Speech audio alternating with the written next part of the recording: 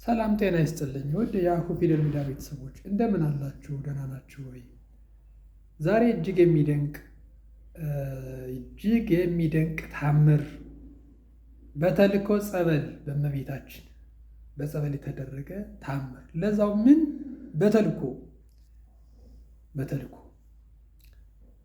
ለልጅ እናት ተጠመቀች። ልጅ ካለችበት ከባህር ማዶና ተፈወሰች። በእምነት ሁሉ እንደሚቻል ሁሉ እንደሚሆን እናውቃለን። ነገር ግን ደግሞ አንዳንዶቹ በጣም እጹብ ድንቅ ናቸውና እዩትና ተደነቁ፣ በእምነታችሁ ተደሰቱ፣ በእውነት ኩሩ። ወደ ቪዲዮ።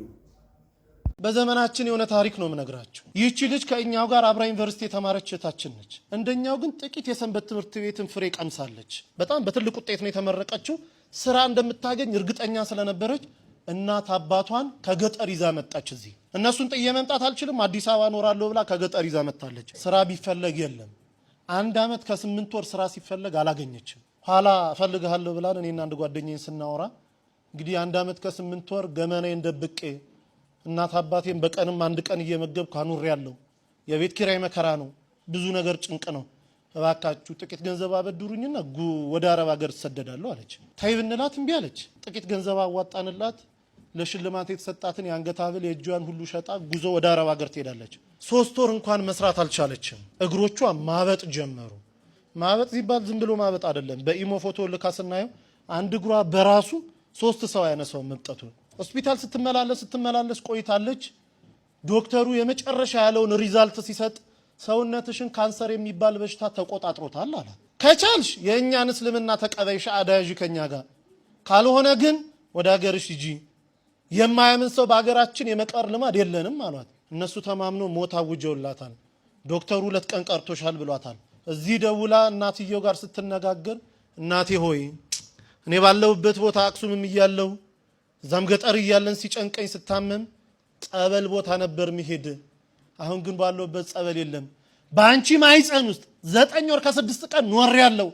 ያንቺ ስጋ ማለት የኔ ስጋ ነው። እባክሽ ሂጂና ተጠመቂልኝ አለቻት።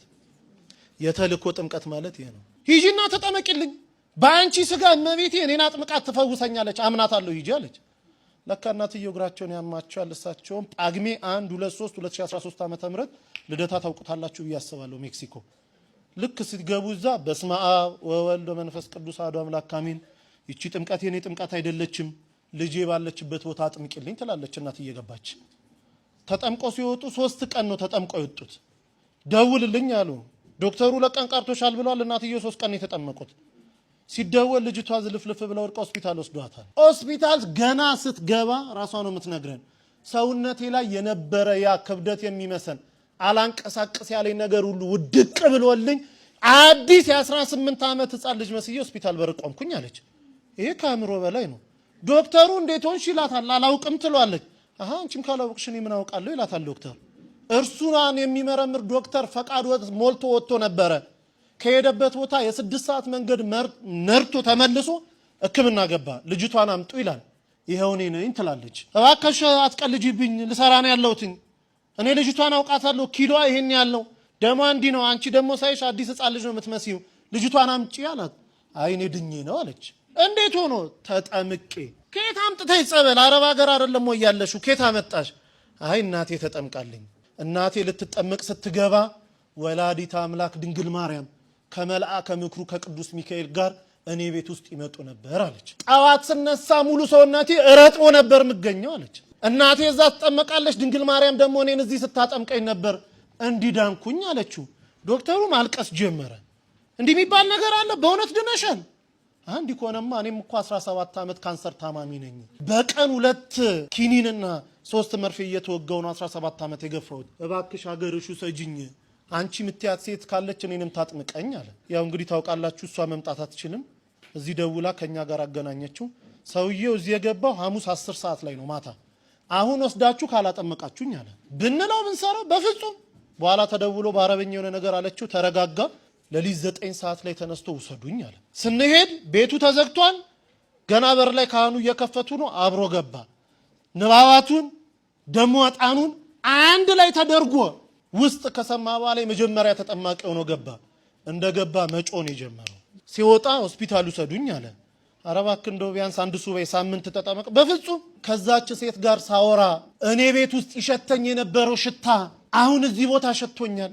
እሷ ስታወራ ሁሌ የሚመጣው ሽታ እኔ ጋር አለ። እባካችሁኝ ሰዱኝ። ከውስጥ የጥቁር ነገር እየጮኸ ሲወጣ ይቻለው እንደ ጉም ደመና ወጥቶ ሲወጣ ይቻለው ሰዱኝ አለ። ሆስፒታል ተወሰደ። ምርመራውን ጠበቀን። ሲመጣ ካንሰር የሚባል የለብህም ተባለ። አላምንም ኢትዮጵያውያንን አለ።